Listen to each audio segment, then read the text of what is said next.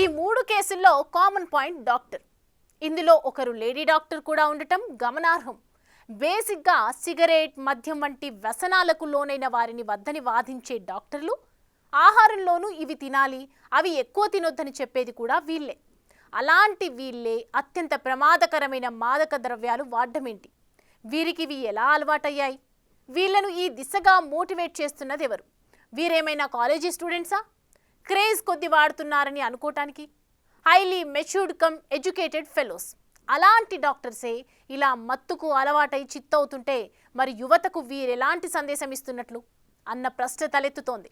అసలు ఈ డ్రగ్స్ అలవాటు ఎలా మొదలైంది అని తెలుసుకోవాలంటే మనం తిరిగి ఇదే డాక్టర్లను ఆశ్రయించాల్సిందే. మామూలుగా అయితే డ్రగ్స్ సరఫరా చేసే వారి మెయిన్ టార్గెట్ యూత్. యువతే లక్ష్యంగా చేసుకుని ఈ మత్తు దందా సాగుతుందని అంటారు హైదరాబాద్కు చెందిన ఒక పీడియాట్రిషియన్. హై క్లాస్ పార్టీలకు పిలిచి ఉచితంగా మద్యం సరఫరా చేస్తామని చెప్పడంతో మొదలవుతుంది వ్యవహారం. ఆపై క్రమంగా వారిని డార్క్ వెబ్ కి కనెక్ట్ చేస్తారు. తర్వాత నేరుగా ఇంటికి సరఫరా చేస్తారు. ఇది ఎక్కడి వరకు వచ్చిందంటే ఫుడ్ డెలివరీ బాయ్ ముసుగులో ఇంటికి నేరుగా వచ్చే వరకు చేరింది. అలా మొదలవుతుంది దందా. డ్రగ్స్ అలవాటు సిగరెట్, ఆల్కహాల్ ద్వారా మొదలవుతుందంటారు మరో లేడీ డాక్టర్. వీటిని గేట్ వే ఆఫ్ డ్రగ్స్ అని కూడా అంటారని చెబుతారు వైద్యురాలు.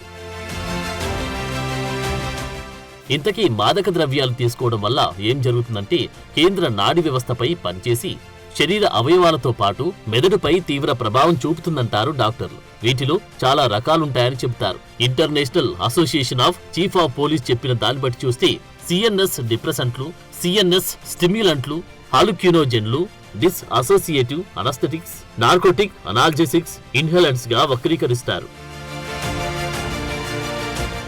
సిఎన్ఎస్ డిప్రెసెంట్స్ మెదడు, శరీరం పనితీరును మందగించేలా చేస్తాయి.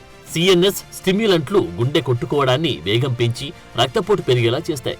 శరీరానికి ఉద్రేకాన్నిస్తాయి. కొకైన్, ఆంఫెటామైన్లను, మెథాఫెటామైన్లను ఇందుకు ఉదాహరణలుగా చెప్పవచ్చు. హాలుక్యూనోజెన్లు తీసుకున్నప్పుడు మనిషి వాస్తవ పరిస్థితికి భిన్నంగా ఆలోచించేలా చేస్తాయి. రాత్రికి పగటికి కూడా తేడా తెలియదు. ఉదాహరణకు చేతిలో ఫోన్ లేకపోయినా ఫోన్ ఉన్నట్లు ఊహించుకోవడం, కిటికీలను తలుపులని భావించడం, లేని మనుషులను ఉన్నట్లుగా ఊహించుకోవడం లాంటివి జరుగుతూ ఉంటాయని చెబుతారు. డిస్ అసోసియేటివ్ అనస్థెటిక్స్ లాంటివి తీసుకోవడం వల్ల నొప్పి తెలియకుండా చేస్తాయి. నార్కోటిక్ అనాల్జెసిక్స్ వాడడం వల్ల నొప్పి తగ్గి ఉద్రేకాన్ని కలిగిస్తాయి. ఇవి తీసుకునే వారి భావోద్వేగాలు మారిపోతూ ఉంటాయి. ఇక ఓపియం అంటే నల్లమందు. కోకైన్, హెరాయిన్, డెమెరాల్, డార్ఫోన్, మార్ఫిన్, మెథాడోన్, వికోడిన్, ఆక్సికోస్టిన్ ఈ తరహా మాదక ద్రవ్యాల కిందకి వస్తాయని అంటారు. ముక్కు ద్వారా పీల్చి తీసుకునే వాటిని ఇన్హేలెంట్స్ అంటారు. ఇవి మనసును, మెదడును ఉద్రేకపరుస్తాయి. Toluene, plastic cement, paint, gasoline, paint థిన్నర్లు, హెయిర్ స్ప్రేలు, ఇతర మత్తు కలిగించే గ్యాస్లు ఉదాహరణగా చెప్పవచ్చు. గంజాయి శాస్త్రీయ నామం కేనబిస్.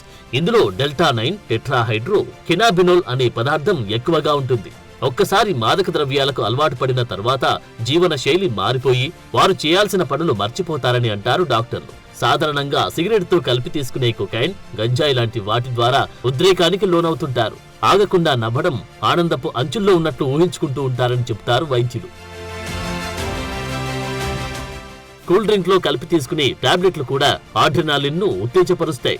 ద్రవ్య రూపంలో కూడా దొరికి ఎల్ఎస్డి టాబ్లెట్లను 3 మార్చి రసాయనాలని చెబుతారు. ఎండిఎంఏ, మిథాలిన్, డయాక్సీ మెథాఫెటామైన్ పార్టీలో వాడే మత్తు మందుగా చెప్తారు. మాదక ద్రవ్యాలకు అలవాటు పడడం వల్ల ఆకలి తగ్గిపోతుంది, నిద్ర పట్టదు, అల్సర్లు రావడం, జ్ఞాపక శక్తి కోల్పోవడం జరుగుతూ ఉంటుంది. మానసిక ఒత్తిడి, మూడ్ స్వింగ్స్ మారిపోతూ ఉండడంతో అందరితో గొడవ పడుతూ ఉంటారు వీరు. చేతులు కాళ్ళు వణకడం లాంటి లక్షణాలు కనిపిస్తాయి. జుట్టు ఎండిపోతుంది, వయసు మీరిపోయినట్లు కనిపిస్తారు. మాటలో తడపాటు కనిపిస్తోంది. కళ్ళ కింద నల్లని వలయాలు ఏర్పడతాయి. కొంతమంది డ్రగ్స్ కొనడం కోసం దొంగతనాలు సైతం మొదలు పెడతారని చెబుతారు మానసిక వైద్యులు.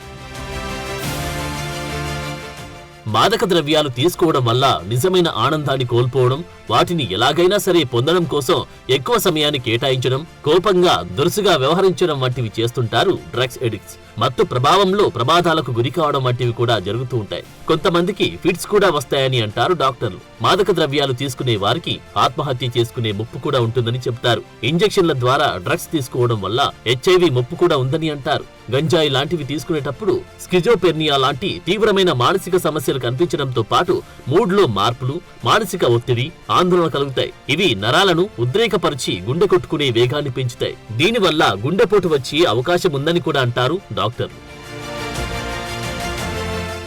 బేసిక్ గా డ్రగ్స్ కి ఎడిక్ట్ అయిన వారిని నిందితులుగా కాక బాధితులుగా భావిస్తారు. వీరిని డి అడిక్షన్ సెంటర్లో చేర్పించి ఇటు శారీరక చికిత్స అందించడంతో పాటు మానసిక కౌన్సిలింగ్ సైతం ఇవ్వాలని చెబుతారు డాక్టర్లు. ఇందుకు వారి చుట్టుపక్కలున్న వారు సహకరించాలని సూచిస్తారు.